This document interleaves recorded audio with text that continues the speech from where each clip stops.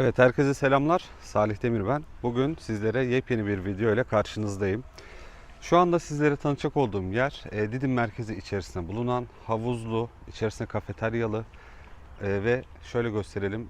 Biraz sonra da hatta bahsedeceğim. Çocuk parkı olan ve kendine ait otopark bölümleri bulunan büyükçe bir site içerisinde bulunan 3+1 triplex yapıda bir villa sizlere göstermeye geldim.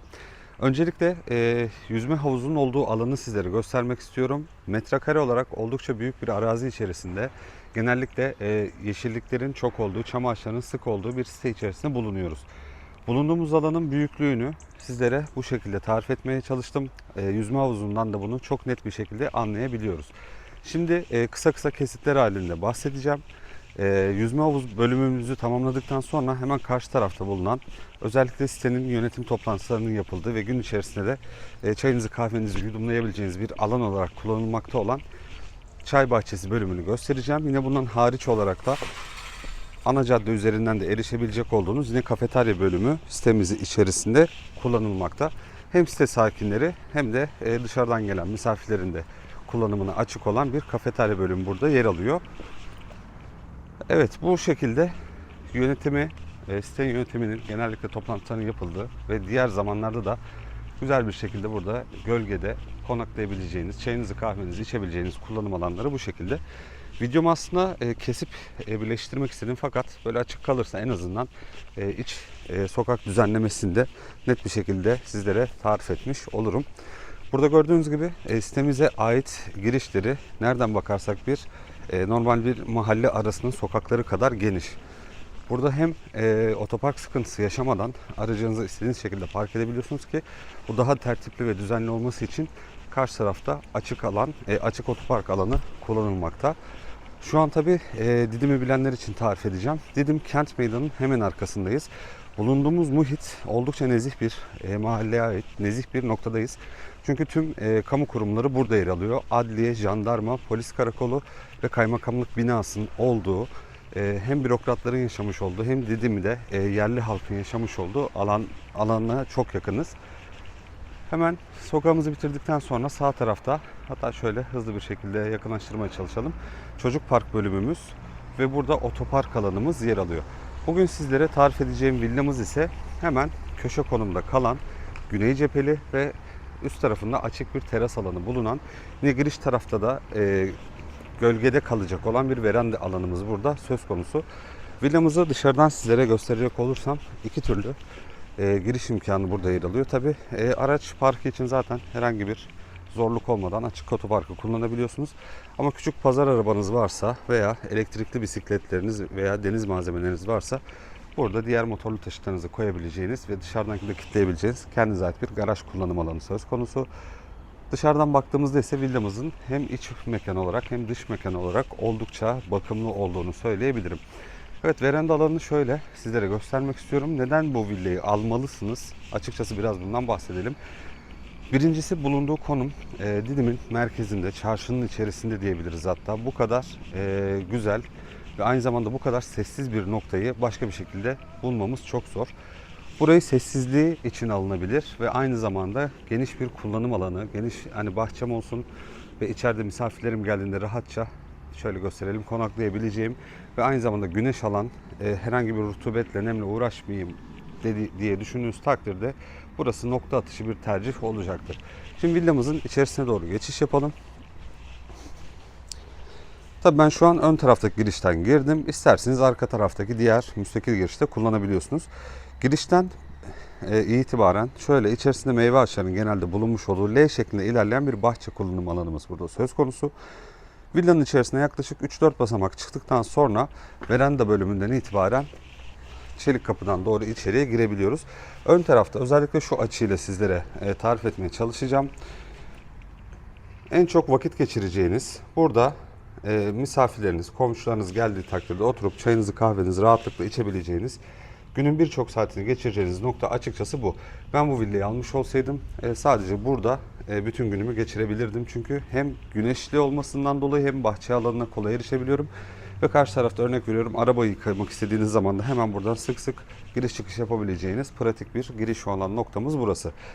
Tabii gündelik olarak kullanırken Akşam saatlerine doğru yaklaştığımızda da burada güzel bir şekilde mangalınızı ocakbaşı olarak kullanabilmeniz için bir barbekü alanı bu şekilde düşünülmüş. Şimdi dilerseniz villamızın iç kısmına doğru geçiş yapalım.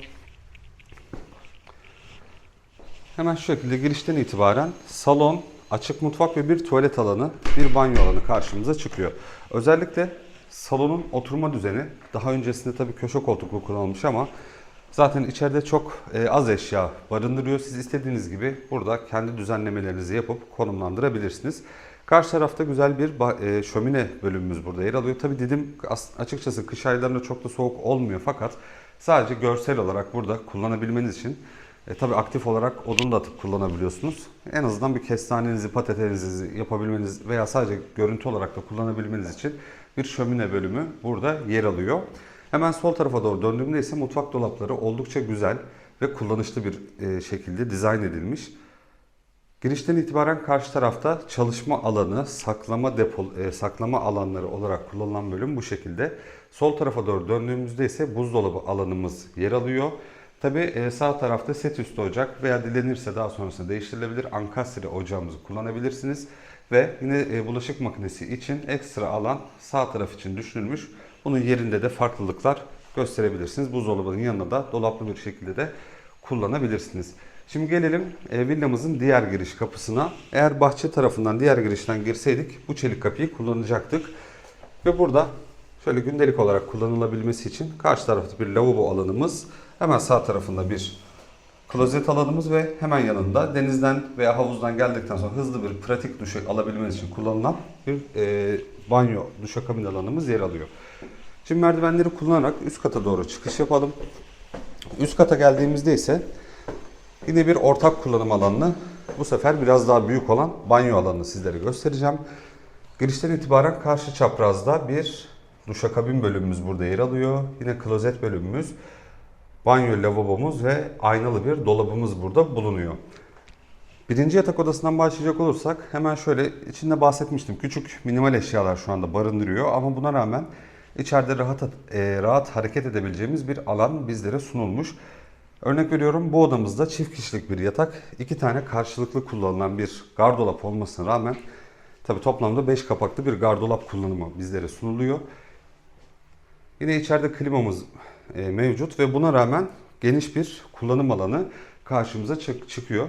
Tabi burada özellikle şöyle gösterelim. Ön tarafta direkt çam ağaçlarına doğru cephemiz olduğundan dolayı burada açıkçası hiçbir şekilde perde de kullanmanıza çok fazla gerek olmayacak. Çünkü zaten makaralı sistem panjurlarımız da burada yer alıyor. Ve cephe olarak da karşımızda herhangi bir bina, herhangi bir yapı olmadığından dolayı da rahatlıkla burada gündelik hayatta kullanabiliyorsunuz. Tabi odalarımızda şöyle gösterelim. Yine yangın sensörleri, duman sensörleri de yer almakta. Şimdi birinci odamızı tamamladıktan sonra gelelim ikinci yatak odamıza. İkinci yatak odamızda da gördüğünüz üzere 2 tane farklı bir şekilde kullanılmış olan gardırop çalışmamız burada yer alıyor. Burada da şu an için aslında daha öncesinde bir genç odası olarak kullanılan dolayı buraya tek kişilik yatak formuyla düşünülmüş. Ama siz bunu daha farklı hale getirip çift kişilik koymak isterseniz eğer yatak koyabileceğimiz alanda bizlere sunuluyor.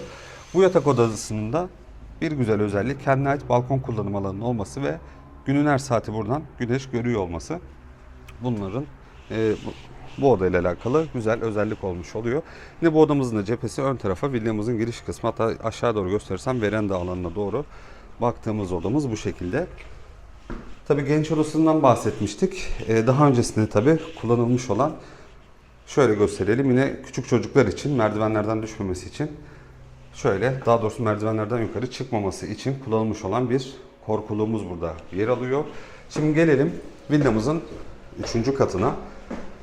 3. kata çıktığımda ise hemen şöyle teras bölümüne biraz sonra çıkacağız. Videomuzun kapanışını orada gerçekleştireceğiz.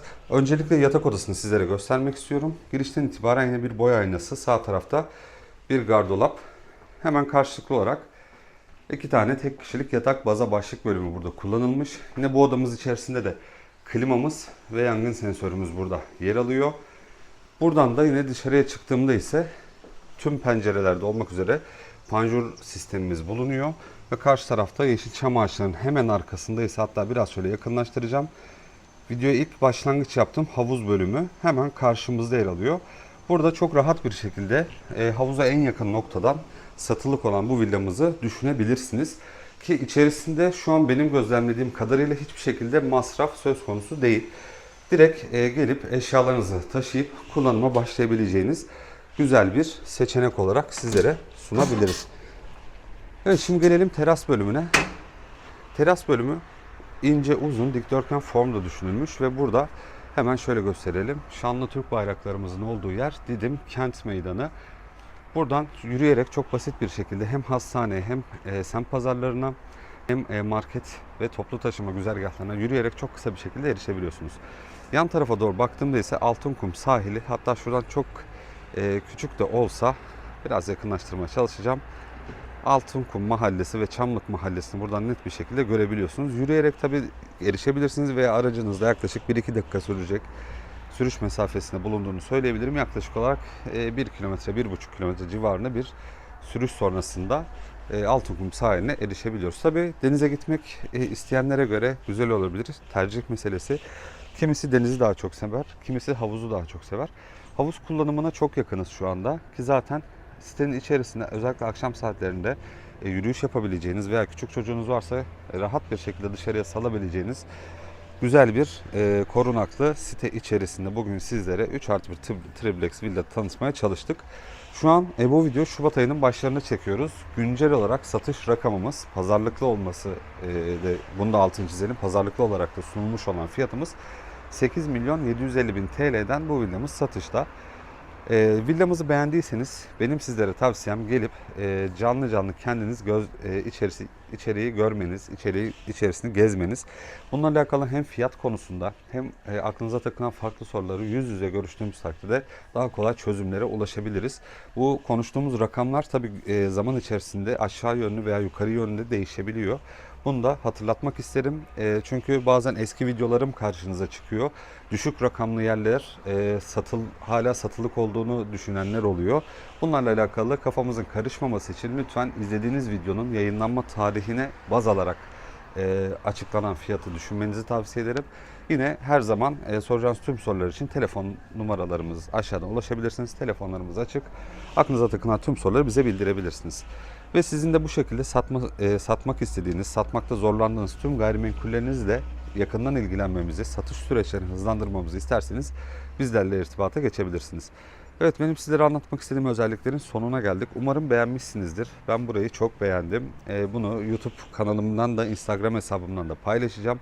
Oralardan da inceleyebilirsiniz. Sıradaki tanıtım videomda tekrardan buluşmak üzere. Kendinize çok iyi bakın. İyi günler dilerim. Hoşça kalın.